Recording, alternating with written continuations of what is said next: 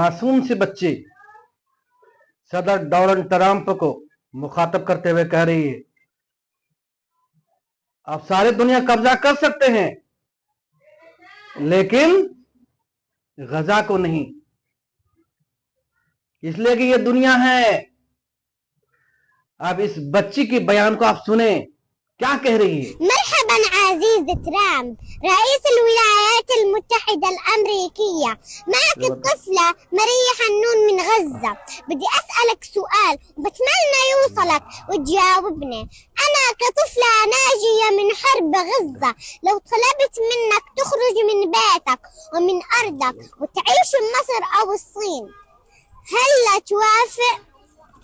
أنا آسفة على ضحكتي، بس بالحقيقة أنت مش رح توافق.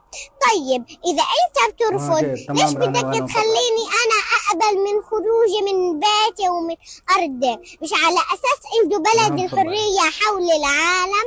عن أي حرية بتتكلموا وأنتوا بدكم تقيدونا بوطننا وشتاتنا؟